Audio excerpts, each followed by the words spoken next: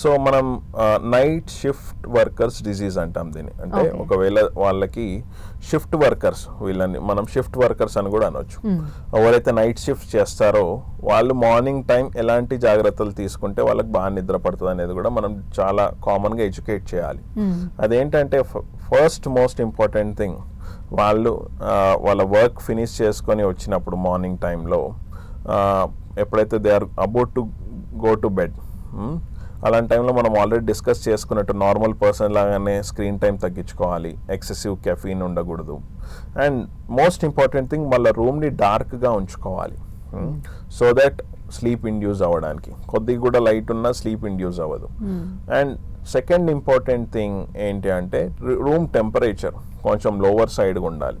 Less than 25, less than 24 degrees ఉంటే మంచి స్లీప్కి అది రీజన్. అండ్ వాళ్ళు ఏంటంటే వాళ్ళ స్లీప్ షెడ్యూల్ని, ఫర్ ఎగ్జాంపుల్ ఒక పర్సన్ ఒక 1 week నైట్ డ్యూటీ చేశాడు, నైట్ 9 నుంచి మార్నింగ్ 6 వరకు. ఆ 1 week తర్వాత తనకి సడన్గా షిఫ్ట్ అయిపోయింది అనుకోండి మార్నింగ్ డ్యూటీకి, అది మంచిది కాదు. ఓకే, అలా షిఫ్ట్ ఉంటే వాళ్ళ మేనేజ్మెంట్తో మాట్లాడుకొని స్లోగా షిఫ్ట్ అవ్వడం ఇంపార్టెంట్. సడన్ స్లీప్ సైకిల్ని షిఫ్ట్ చేసినట్టయితే మన బాడీ ఈజీగా అడాప్ట్ అవ్వదు. సో 2 to 3 hours మనం గ్యాప్ పెట్టుకొని షిఫ్ట్ అవ్వాలి. సో ఫర్ ఎగ్జాంపుల్ 9 to 6 చేసిన అతను మేబీ ఆయన 11 to 7 అట్లా చేసుకొని స్లోగా షిఫ్ట్ అవ్వడం మంచిది. సడన్ షిఫ్ట్ అవుతే మంచిది కాదు. అండ్ నేను చెప్పినట్టుగా ఇలాంటి జాగ్రత్తలు, రూమ్ డార్క్గా పెట్టుకోవడం, టెంపరేచర్ లోగా పెట్టుకోవడం, అండ్ స్క్రీన్ టైం ఆఫ్ చేసుకోవడం, ఇవన్నీ పాటించి మంచి స్లీప్ని వాళ్ళు అలవాటు పరచుకోవాలి. అండ్ ఫిక్స్డ్ బెడ్ టైం, అంటే డైలీ ఒకే టైంకి బెడ్కి వెళ్ళాలి పడుకోవడానికి, అండ్ డైలీ ఒకే టైంకి లేవాలి. అది చాలా మంచి విధానం. అలా అయితే మన బాడీ కూడా బాగా సహకరిస్తుంది నిద్ర పట్టడానికి. ఓకే, అంటే మనం చిన్నప్పటి నుండి ఒక సైకిల్కి అలవాటు పడిపోయి ఉన్నాం, రాత్రిపూట నిద్రపోవాలి, పగటిపూట మన వర్క్స్ అన్ని చేసుకోవాలి అనే దానికి.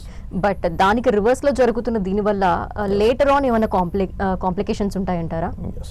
సి జనరలీ ఒకవేళ ఒక పర్సన్ నైట్ పడుకోలేదు డ్యూ టు వాళ్ళ ఆక్యుపేషన్ వల్లనో లేకపోతే to say various reasons, morning ఒకవేళ కంపెన్సేట్ చేసుకోగలిగితే రెగ్యులర్గా వాళ్ళ fix time, then nothing to worry.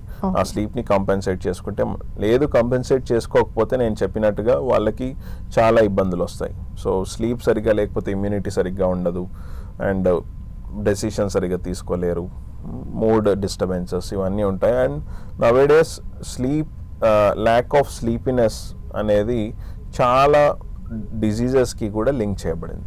Okay, so compensate చేసుకుంటే ఏం కాదు. ఓకే, అండ్ మోస్ట్ కామన్గా చూసేది ఏంటంటే ఎవరైనా పిలిస్తే టక్కుమని ఉలికిపడి లేసే వాళ్ళు ఉంటారు, నిద్ర ఎంత డీప్ స్లీప్లో ఉన్న వాళ్ళు లెగుస్తూ ఉంటారు, అండ్ అలారం సౌండ్స్ కావచ్చు లేస్తూ ఉంటాము. ఇటువంటివి అంటే ఉలికిపడి లెగడం వల్ల తర్వాత మనం కొంతమందిలో వింటూ ఉంటాం హెడ్ ఏక్స్ వస్తున్నాయని. అలా లెగడం అనేది ఎందువల్ల జరుగుతుంది అంటే ఎంత డీప్ స్లీప్లో ఉన్నా కూడా? ఎస్, సో చాలా మంచి ప్రశ్న. ఎందుకంటే కొంతమంది లైట్ స్లీపర్స్ ఉంటారు, కొంతమంది డీప్ స్లీప్లో ఎంత లేపినా లేవరని అంటారు. సో ఇది మనం ఒకవేళ సూపర్ఫిషియల్గా చెప్పాలంటే ఏంటంటే స్లీప్లో స్టేజెస్ ఉంటాయి.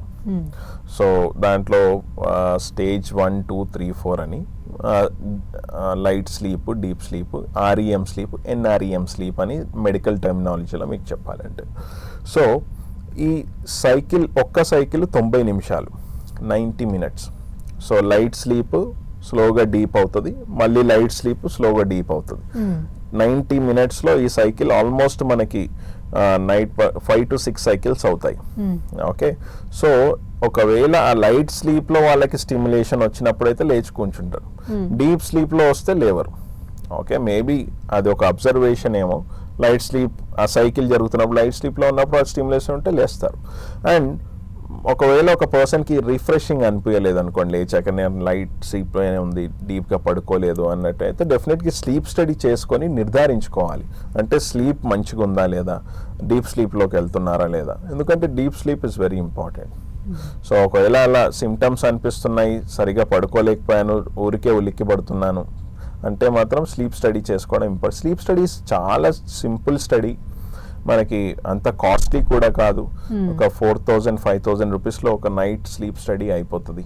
అండ్ ఎవరికైతే ఒబేస్ ఉన్నారో, ఎవరైతే ఎక్సెసివ్ గురక ఉందో, ఎవరైతే సడన్గా చోకింగ్ అనిపిస్తుంది, నైట్ పడుకుని సడన్గా లేచి కూర్చుంటున్నారో, ఎవరైతే బీపీ అన్కంట్రోల్డ్ ఉందో, వీళ్ళందరికీ కూడా నేను ఈ ప్రోగ్రామ్ ద్వారా అడ్వైస్ చేస్తున్నది అంటే మీ పల్మనాలజిస్ట్ని కలిసి ఒకసారి అబ్స్ట్రక్టివ్ స్లీప్ యాప్నియా ఉందా లేదా స్లీప్ స్టడీ చేసుకొని మీరు నిర్ధారించుకుంటే మీరు చాలా పెద్ద పెద్ద జబ్బుల నుంచి మిమ్మల్ని కాపాడుకోగలుగుతారు.